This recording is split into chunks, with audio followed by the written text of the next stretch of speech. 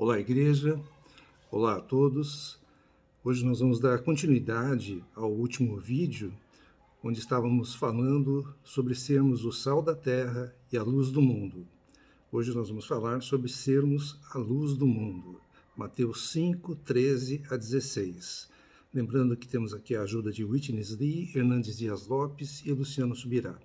Então vamos ler o texto de Mateus 5, versículos de 13 a 16. Se você puder pegar na sua Bíblia e acompanhar, diz lá: Vós sois o sal da terra. Ora, se o sal vier a ser insípido, como lhe restaurar o sabor? Para nada mais presta, senão para, lançado fora, ser pisado pelos homens. Vós sois a luz do mundo. Não se pode esconder a cidade edificada sobre um monte, nem se acende uma candeia para colocá-la debaixo do alqueire, mas no velador, e alumia a todos os que se encontram na casa. Assim, brilhe também a vossa luz diante dos homens, para que vejam as vossas boas obras e glorifiquem a vosso Pai que está nos céus. Então aqui a gente está falando, como já dissemos, adiantamos no outro vídeo, nós estamos falando da influência do povo do reino dos céus sobre o mundo. O mundo é influenciado pelos filhos de Deus. Ele é sal para a terra corrompida e luz para o mundo em trevas. A condição para sermos sal e luz é termos a natureza descrita em Mateus 5, de 3 a 12, que é ser pobres em espírito, chorar, ser manso, faminto e sedento pela justiça, misericordioso, puro de coração, pacificador, sofrer perseguição e injúria por Cristo. Essas são as condições. Então, sobre ser a luz do mundo, a gente precisa compreender quem nós somos, saber a nossa identidade para cumprirmos o propósito de Deus. Cada um de nós tem um propósito. Por exemplo, na questão dos 12 espias da Boa Terra, em Números 13, 10 deles eram incapazes de ver quem eram. Eles se viam aos próprios olhos e também o inimigo os via como gafanhotos. Apenas 2, Josué e Caleb, compreenderam quem eram, né? E realmente praticaram o propósito que Deus lhes deu. Você precisa ser luz neste mundo. A luz é o resplandecer da lâmpada para iluminar os que estão em trevas. Mateus 5,15 fala de resplandecer a luz. Primeiro, a luz é comparada a uma cidade, que é a própria igreja edificada, iluminando os que estão de fora. Em segundo aspecto, a luz é comparada a uma candeia no velador, iluminando os que estão em casa. Então, a nossa influência, ela deve ser tanto exterior quanto interior sobre as pessoas. A candeia acesa não deve ser coberta pelo alqueire, que era uma antiga medida para alimentos. Nunca devemos ser cobertos pelo alqueire. Antes, devemos estar no velador para que todos possam ver a nossa luz. Nos tempos antigos, um alqueire era como se fosse um caixote, uma medida para grãos, relacionada ao comer, à questão de obter o sustento. Esconder a candeia, a luz, sob o alqueire indica uma ansiedade quanto ao nosso viver. Essa ansiedade se tornará um alqueire cobrindo a nossa luz. Não devemos ser ansiosos de coisa alguma. O nosso brilhar sobre as pessoas deve ser exterior e também interior, para dentro delas. Como povo do reino, não devemos ter a preocupação com a nossa existência, com a nossa subsistência. Devemos nos importar, isto sim, com Cristo e a igreja. O iluminar exterior do povo do reino é geral. Todos da sociedade podem vê-lo. O iluminar interior já é particular. Ocorre quando tocamos o coração das pessoas. É quando a luz penetra no interior, no íntimo das pessoas e as convence de Deus. Mateus 5,16 fala da glória do Pai. As boas obras são o comportamento do povo do reino. É uma consequência, né? O nosso brilhar vai glorificar o Pai, porque expressa o que Deus é. Glória é Deus expresso. Quando o povo do reino expressa a Deus em seu comportamento e suas boas obras, os homens veem Deus expresso em nós e dão glória a Ele, dão glória a Deus. Havia uma mistura de povos entre os judeus, principalmente na época dividiu Israel em reino do norte e reino do sul, 10 tribos ao norte e 2 tribos ao sul. Por isso os judeus tinham desprezo pelos samaritanos e pelos galileus, isso ao norte. Havia paganismo, havia idolatria, o povo jazia em trevas. E é nestas condições que Jesus Cristo começa o seu ministério, que foi exercido principalmente em Cafarnaum, ao norte, com um coração de inclusão.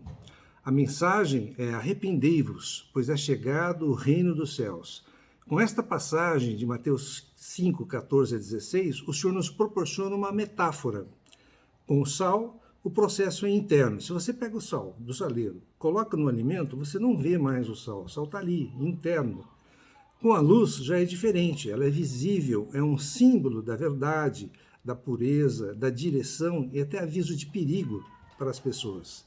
A luz fala de revelação. 2 Coríntios 4, 6 nos diz: porque Deus que disse das trevas resplandecerá a luz. Ele mesmo, o Senhor mesmo, resplandeceu em nosso coração para a iluminação do conhecimento da glória de Deus na face de Cristo. Então, Jesus Cristo é como uma luz no nosso interior. Efésios 1, 17 a 18 diz: para que o Deus de nosso Senhor Jesus Cristo, o Pai da glória, vos conceda espírito de sabedoria e de revelação. Deus é luz. 1 João 1,5 diz que Jesus Cristo é luz e revelação. João 1, versículo 5 diz: a luz resplandece nas trevas, e as trevas não prevaleceram contra ela, contra a luz. João 8,12, de novo lhes falava Jesus dizendo: eu sou a luz do mundo. Quem me segue não andará nas trevas, pelo contrário, terá a luz da vida. Então, Jesus Cristo é luz e revelação. Vai te tirar das trevas. O mundo jaz em trevas. Nós precisamos da luz do Senhor. Jesus Cristo também revela o Pai. João 1,18 diz: ninguém jamais viu a Deus. O Deus unigênito, que está no seio do Pai, é quem o revelou. Quem que é o Deus unigênito? É o próprio Jesus Cristo, o Filho de Deus, que revela o Pai. João 12, 45, 46. E quem me vê a mim, vê aquele que me enviou. Eu vim como luz para o mundo, a fim de que todo aquele que crê em mim não permaneça nas trevas. Ou seja, quem vê o Senhor Jesus Cristo vê o Pai, vê quem o enviou. E quem crê no Senhor não permanece nas trevas. O Pai é revelado através de Jesus Cristo aqui na terra. Jesus Cristo é a imagem de Deus. E nós fomos feitos à imagem do Pai, do Filho e do Espírito Santo, do Deus triuno. João 14, 9 nos diz: quem me vê a mim, vê o Pai. Aí vem João Batista, que manifesta a revelação de Deus aos judeus. João 1, 8, 9 diz: ele não era luz, mas veio para que testificasse da luz, a saber, a verdadeira luz, que vinda ao mundo ilumina a todo homem. Então, João Batista não era a verdadeira luz, mas ele testificou a respeito do Senhor Jesus, que é a verdadeira luz, que ilumina a todos. Já em Atos 13, 47, foi a vez de Paulo aos gentios, trazendo luz para a salvação. Diz lá: eu te constituí para a luz dos gentios, a fim de que sejas para a salvação até os confins da terra. Então, João Batista e Paulo são exemplos de pessoas que testificaram da luz, o primeiro aos judeus e o segundo aos gentios, a nós. Então o Senhor nos transfere a responsabilidade de continuar aquilo que Ele mesmo começou. Então devemos ser a mesma luz que Jesus Cristo foi. Em Mateus 5,14 Ele nos diz: vós sois a luz do mundo. Então Jesus Cristo transfere a responsabilidade para nós. Agora Ele quer que vejam Deus na nossa vida, na sua vida, através das nossas atitudes. Jesus Cristo, como homem, revelou o Pai. Nós, como homens, temos a mesma responsabilidade de revelar Deus nesta terra. Isso é ser cristão. É revelar Deus no nosso caminhar, nas nossas atitudes, no nosso comportamento. A igreja precisa ser luz e revelação para o caminho das pessoas. Precisa andar na verdade, precisa ser cura, precisa apontar os perigos para as pessoas. A igreja precisa ser vista como a evidência dessa verdade. É necessário um comportamento adequado para revelar Deus para as pessoas. Não é de qualquer jeito que a gente vai revelar Deus para as pessoas. E Deus também é amor. 1 João 4,12 nos diz: ninguém jamais viu a Deus. Se amarmos uns aos outros, Deus permanece em nós e o seu amor é em nós aperfeiçoado. Então, no versículo 7, ele diz assim: amados, amemo-nos uns aos outros, porque o amor procede de Deus, e todo aquele que ama é nascido de Deus e conhece a Deus. Então, se você quer ver Deus, conhecer Deus, você precisa amar com o amor de Deus, amar o próximo. Quando andamos em amor, o Deus, que é o próprio amor, poderá ser visto em nossas vidas. Por isso devemos amar o próximo. Se andamos nos princípios de Deus, o Pai será revelado através de nós. Então, o plano e o projeto de Deus é que ele pudesse ser revelado através de nós, através da nossa conduta, da maneira com que vivemos. Isso era o plano, é o plano e o projeto de Deus. O que acontece quando a igreja se omite? Quando nós nos omitimos, aí surge o perigo do secularismo, é aquele que não aceita a fé, que não vive pela fé, de uma maneira velada ou não. Surge o materialismo, vai consumindo as pessoas, passa-se a amar mais o mundo do que as coisas de Deus. A luz se perde, não brilha mais. Filipenses 2, 14 e 15 diz que somos luzeiros no mundo, no meio de uma geração pervertida e corrupta.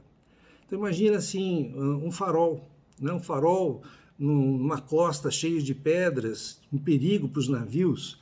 Se não houvesse o farol, os navios seriam destroçados ao bater nessas pedras. Então nós somos como esse farol que mostra o perigo para as pessoas, como luzeiros no mundo para tirá-los das trevas.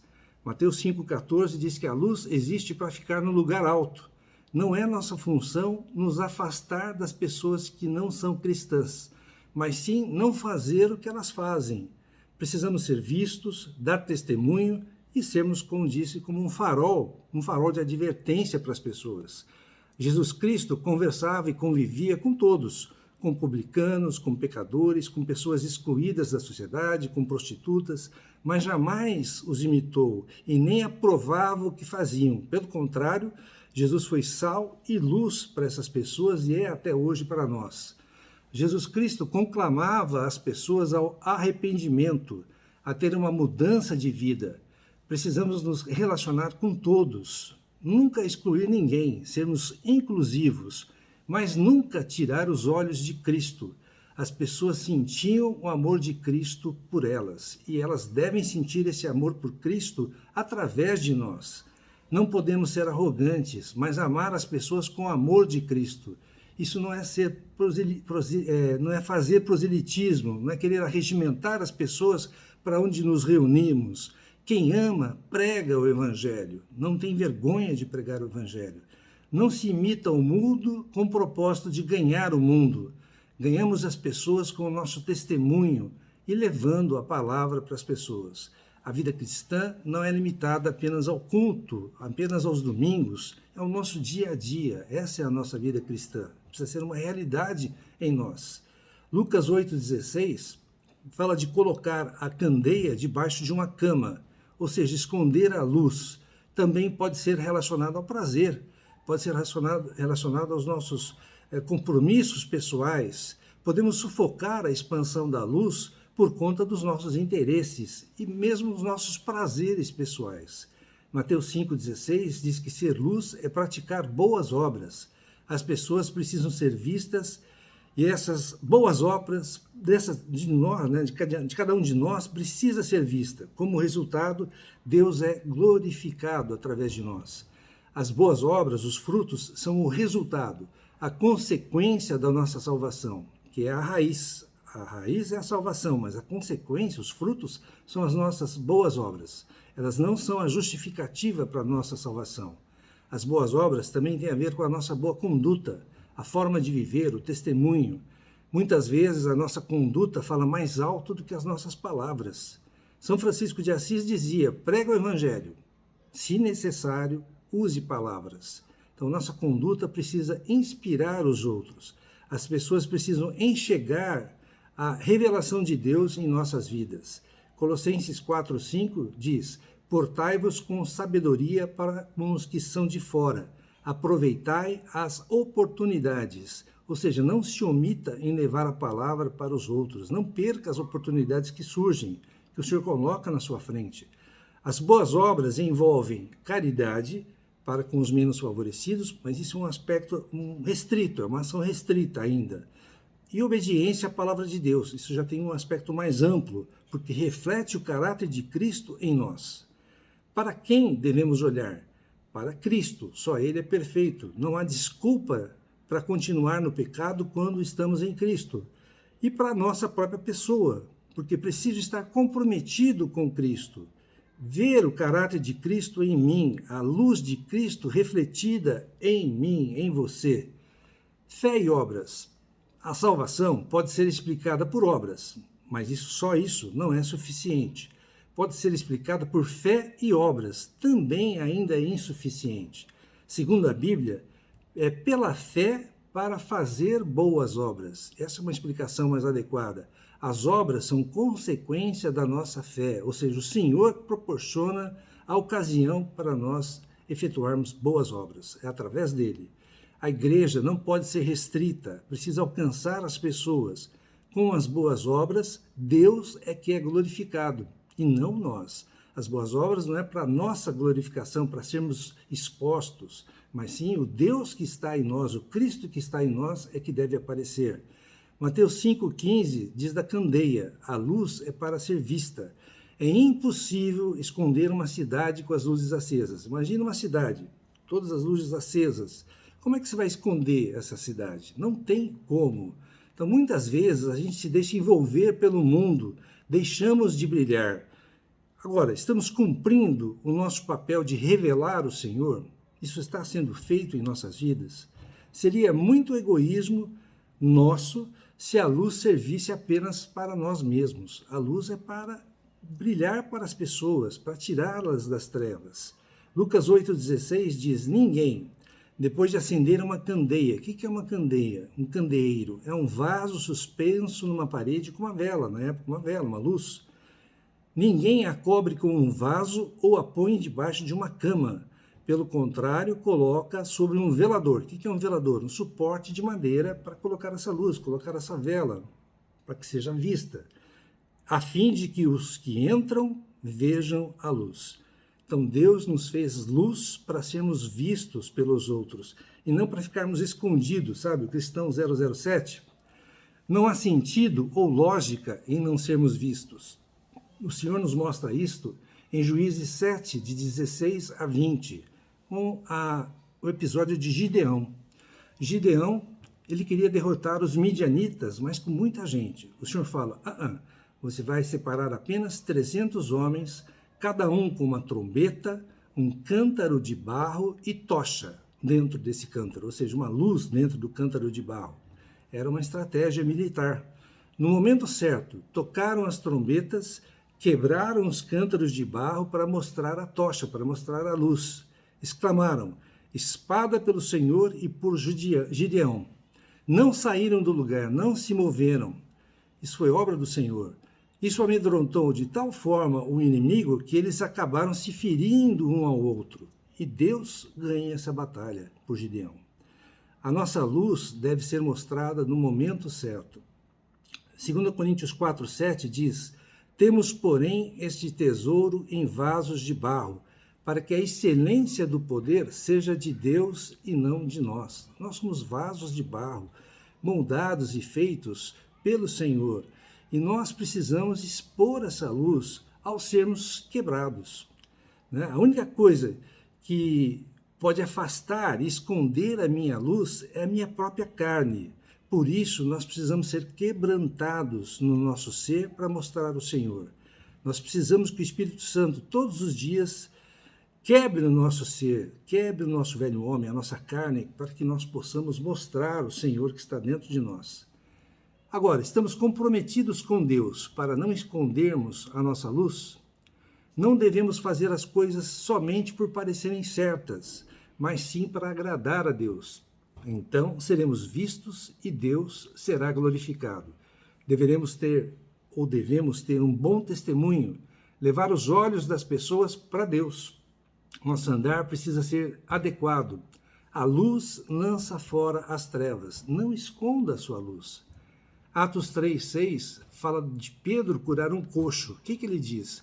Não possuo nem prata nem ouro, mas o que tenho, isto te dou. Em nome de Jesus Cristo Nazareno, anda. Então, como Pedro, precisamos dar o Jesus Cristo que está dentro de nós para as pessoas. Esse é o nosso maior tesouro. O nosso agir é para a glória de Deus. Somos instrumentos de Deus. Agora, tome cuidado com a vanglória. A vanglória é do nosso particular ser, para a nossa glória. Ela é perigosa e não vem de Deus. Não podemos nos preocupar com os resultados de nossas obras para não nos vangloriarmos, né? Cuidado, as pessoas são vaidosas, elas gostam de serem enaltecidas, de se enaltecer. Fomos chamados por Deus e o que fazemos é para Deus. O que importa é o que Deus tem a dizer do que somos e do que fazemos. Somente a Ele prestamos contas e a mais ninguém. O mundo se agarra a algumas justificativas. Por exemplo, todo mundo faz assim. Todos nós talvez já tenhamos usado essa frase. Todo mundo faz assim. O cristão não vive para fazer o que as pessoas fazem. Nosso parâmetro é Deus. Se erramos, devemos nos corrigir. Se professamos uma coisa e praticamos outra, nos tornamos incoerentes. Perdemos o poder do testemunho. Devemos ser governados pelos princípios de Deus. Outra frase, que é muito comum, a voz do povo é a voz de Deus. Isso não é um conceito verdadeiro. A maioria nem sempre está com a razão. Aliás, quase nunca. Este conceito gera o efeito manada. Se o outro faz, eu vou fazer. A verdade está com Deus. Jesus Cristo é o caminho, a verdade e a vida. João 14,6. Não é porque todo mundo faz que eu também vou fazer. As pessoas que fazem o que não devem podem até escapar da lei dos homens, mas não escaparão da justiça de Deus. Não se zomba de Deus. Nosso compromisso é com Deus. As bem-aventuranças, no início do capítulo 5 de Mateus, mostram o caráter cristão. O sal invisível e a luz visível mostram a influência do cristão onde está no mundo. Quem é a luz do mundo? Jesus Cristo ou os discípulos? O sol brilha, o sol tem luz própria. Jesus Cristo é o sol da justiça. No Evangelho de João, Jesus Cristo faz 7 afirmações. Eu sou o pão da vida, eu sou o caminho, a porta, eu sou o bom pastor, eu sou a ressurreição e a vida, o caminho verdadeiro e a vida, eu sou a videira verdadeira. Todos esses conceitos Jesus Cristo não aplicou aos discípulos. Essas afirmações não foram para os discípulos. Mas o Senhor afirma, vós sois a luz do mundo. Quem é a luz do mundo tem a própria luz, mas uma luz refletida. A luz brilha, mas não tem luz própria, é como a lua. Reflete a luz do sol. Jesus Cristo é a luz do mundo de forma distinta. Nós somos a luz do mundo quando refletimos no mundo a luz de Cristo que está dentro de nós. Quando mostramos às pessoas o Cristo que nós possuímos. Nosso caráter precisa ser tratado, modificado, para sermos sal e luz do mundo, para termos influência benéfica para o bem no mundo. Somente carregar o nome de cristão, dizer, bater no peito, eu sou cristão, isso só não basta. Não podemos viver de aparências. Precisamos ser referência na sociedade. Precisamos revelar Deus pela palavra e pelo nosso testemunho. Seja a luz. Agora, para que a luz brilhe, nós precisamos do testemunho, das boas obras e do ministério. Do testemunho. As pessoas precisam ver o nosso bom testemunho, o nosso comportamento, nossas ações. Precisa haver mais do que palavras. 1 João 3, de 16 a 18, diz, não amemos de palavra, nem de língua, mas de fato e de verdade. 1 Pedro 3,1 diz, mulheres, sede vós igualmente submissas ao vosso próprio marido, para que, se ele ainda não obedece à palavra, seja ganho sem palavra alguma, por meio do procedimento de sua esposa. Então aqui fala de mulheres com ótimo testemunho que, mesmo sem falar nada, ganharam seus maridos. As palavras são necessárias para levar fé para as pessoas, mas o testemunho é importante para sustentar as palavras. Então, você fala para levar fé às pessoas, mas o testemunho é para sustentar essas palavras. Deve haver coerência entre o que falamos e o que vivemos. A forma como vivemos também é pregação do Evangelho. Cuidado com os escândalos, com o mau testemunho, que traz danos para você e para os outros. Romanos 2,3 diz: Tu, ó homem, que condenas os que praticam tais coisas e fazes as mesmas coisas, pensas que te livrarás do juízo de Deus? Então ninguém escapa do juízo de Deus. Em Tito 2, de 3 a 5, temos que a palavra de Deus não pode ser difamada. Não imitem os que dizem e não fazem, e nem deixam entrar as pessoas no reino. Mateus 23, 3 e 13 diz assim: Não os imiteis nas suas obras, porque dizem e não fazem. Ai de vós, escribas e fariseus hipócritas, porque fechais o reino dos céus diante dos homens, pois vós não entrais, nem deixais entrar os que estão entrando. Então a gente diz e não faz, e ainda não deixa os outros serem salvos ou entrarem no reino. Precisamos aprender com Paulo, que diz: Sede meus imitadores, como eu sou de Cristo. Precisamos ser modelos. Todos nós temos a responsabilidade de resplandecer, de brilhar. Se errarmos, devemos consertar o erro, mas isso também é dar bom testemunho, reconhecer o erro e corrigir. Com relação às boas obras, a salvação não vem por meio de boas obras, por meio de obras apenas. Efésios 2, 8, 9 diz: Porque pela graça sois salvos, mediante a fé. E isso não vem de vós, é dom de Deus, não de obras, para que ninguém se glorie. Então a salvação vem pela graça, através da fé. Efésios 2, 10 diz: Pois somos feitura, no grego poema dele, criados em Cristo Jesus para boas obras, as quais Deus de antemão preparou para que andássemos nelas. Então fomos criados para boas obras que o Senhor já criou para cada um de nós executá-las. Fomos salvos para viver santidade. A santidade é o resultado na vida dos que foram salvos. Então, se você é salvo, você vai praticar a santidade, vai viver a santidade. É a consequência. Boas obras não geram nenhum mérito de salvação. Nossa salvação tem como único mérito a obra de Cristo em nós. É preciso crer por meio da fé, e assim a fé é experimentada, é provada. As boas obras são o destino da nossa salvação. Tito 2,14 fala de um povo exclusivamente seu, zeloso de boas obras. As boas obras incluem se importar com os necessitados. Não é responsabilidade apenas do governo, das instituições de caridade. Nos importam, sim, os perdidos, os pobres, estrangeiros, os soberbos também. Na parábola do bom samaritano, vemos que os religiosos não se importaram com o samaritano caído. É através das boas obras que expressamos o amor de Deus. Não nos cansemos de fazer o bem a todos. Gálatas 6, de 9 a 10. Não nos cansemos de pregar o Evangelho. Com relação ao ministério, é um serviço de ordem espiritual. Em primeiro lugar, ocorre um chamado geral e pessoal. Geral é a grande comissão que o Senhor nos deu a cada um de nós. Ele fala ide, ou indo, no grego, no original. E pregai o Evangelho. Isso está em Mateus 28, 19. Fazeis discípulos de todas as nações, batizando-os e ensinando-os. Então, essa é uma grande comissão que o Senhor deu a cada um de nós. Pregar o Evangelho, fazer discípulos, batizar e ensiná-los. Agora, pessoalmente, quando e onde fazer? Atos 13, 2 fala do chamamento de Barnabé e Saulo, que é o Paulo. Atos 10, 5 fala do chamamento de Pedro a Jope, quando ele foi até Jope. E o seu chamamento? As nossas obras, as nossas boas obras, devem brilhar.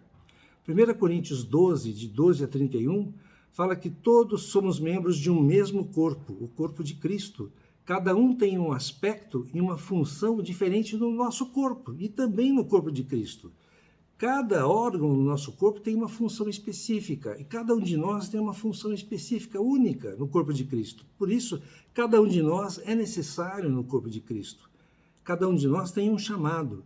As coisas não acontecem em vão e nem fora de um propósito. Como exemplo, temos Mordecai, quando ele fala para Esther que ela estava no lugar certo para fazer a coisa certa, para salvar o seu povo. Se ela não fosse rainha naquela ocasião, seu povo seria, os judeus, né, seriam dizimados. Em segundo lugar, precisamos entender a ideia de retribuição. Haverá o julgamento futuro no tribunal de Cristo, em função de nossas obras. Não se trata apenas de fazer o bem por fazer o bem, no sentido de caridade, mas também no sentido espiritual, de levar, de comunicar o evangelho para as pessoas. Apocalipse 14:13 diz que as suas obras os acompanham. Ou seja, a única coisa que nós vamos levar conosco desta vida, depois desta vida, são as nossas boas obras em Cristo. Como ocorrerá o julgamento dessas obras? Primeiro, pela negligência. 1 Coríntios 9:16, Paulo diz que sobre ele pesa essa obrigação, porque ai de mim se não pregar o evangelho. Isso é Paulo dizendo, ai de mim se não pregar o evangelho. Independente do resultado, precisamos obedecer ao Senhor. Seremos negligentes caso não oferecermos para as pessoas a oportunidade que Deus quer que a gente dê para as pessoas. Ezequiel 3:17-19 diz que somos atalaia, sentinelas que avisam as pessoas. Se não avisarmos o pecador para que possa salvar a sua vida, o Senhor vai cobrar do pecador e de você e de mim. O sangue dele estará em tuas mãos, nas minhas mãos. Também vai ocorrer o julgamento pela qualidade do que fazemos. O fazer e como fazemos. Nunca devemos fazer a obra do Senhor relaxadamente. 1 Coríntios 3, 10, 15 diz como edificamos, com qual fundamento e com quais materiais edificamos. A obra de cada um será revelada e provada pelo fogo, pelo juízo. Ou seja, nós estamos edificando com ouro, prata e pedras preciosas, Pai, Filho e Espírito Santo, ou com feno, palha e madeira? Com que nós estamos edificando? Madeira, feno e palha, com o fogo é consumido. Já ouro, prata e pedras preciosas, não. É preservado. Apocalipse 2 fala da igreja em Éfeso. O Senhor faz muitos elogios, mas tem contra ela que tenha abandonado o primeiro amor. Isso é uma coisa que a gente tem que tomar muito cuidado, porque a gente começa às vezes de uma maneira bastante alegria no Senhor, bastante vontade no Senhor, e depois vamos murchando, né? A gente acaba perdendo o primeiro amor. Também vai ser julgado, as obras vão ser julgadas pela fidelidade. Mateus 20, de 1 a 16, fala, não importa a hora que os trabalhadores da vinha começaram o trabalho. O galardão é o mesmo. A recompensa se dá pela fidelidade. Devemos ser fiéis ao nosso chamamento. Então, não importa se você começa a trabalhar pelo Senhor na primeira hora, ou faltando 10 minutos para acabar o dia, o que o Senhor vai te dar é a mesma coisa. É pela fidelidade ao Senhor. Não se trata de quantidade, mas da fidelidade ao que fomos chamados. Você fez o que o Senhor te pediu? Você foi fiel ao Senhor? Foi realmente fez a obra que o Senhor pediu para que você fizesse? Você vai ter o galardão. Também vai ser julgado pela intensidade. Precisamos ser firmes, constantes e abundantes na obra do Senhor. 1 Coríntios 15, 58 fala, portanto, meus amados irmãos, sede firmes, inabaláveis e sempre abundantes na obra do Senhor, sabendo que no Senhor o vosso trabalho não é vão. Nosso trabalho para o Senhor nunca é em vão. Devemos servir as pessoas com a palavra sempre que surgir oportunidade, onde estivermos, independente do que estivermos fazendo, devemos servir ao Senhor, devemos ser fiéis ao Senhor, devemos ser intensos com o Senhor. Dar o máximo de nós. Paulo agarrava todas as oportunidades para pregar. Fez-se fraco para com os fracos. Usou de todos os meios para ganhar as pessoas. Paulo tinha um caráter intenso, um caráter de amor intenso para com o Senhor. Precisamos também ser ativos e frutíferos para a glória de Deus, o que fará toda a diferença na eternidade. precisamos ser luz, precisamos ser luzeiros nesse mundo que realmente está em trevas. Você concorda que está em trevas o mundo? Nós precisamos ser tal luz, luz de advertência, luz de amor, luz de compreensão, luz de ajuda para as pessoas. Mas para isso precisamos, não só com a palavra, nós precisamos dar o nosso testemunho, a nossa vida, a nossa vivência, para que as pessoas enxerguem Cristo em nós. Espero que tenham gostado. Lembrando, para quem não se inscreveu, aqui embaixo está escrito inscrever-se no canal, também se quiser dar o seu like, sua curtida. Você vai ter acesso a todos os vídeos que já existem e aos que virão. Lembrando que o que falamos hoje também faz parte do estudo que estamos fazendo dos 4 evangelhos em harmonia na ICEL, Igreja Cristã em Londrina, que tem também o canal no Facebook e no YouTube. Eu peço ao Senhor que todos tenhamos uma excelente semana, uma abençoada semana e que sejamos luz para as pessoas.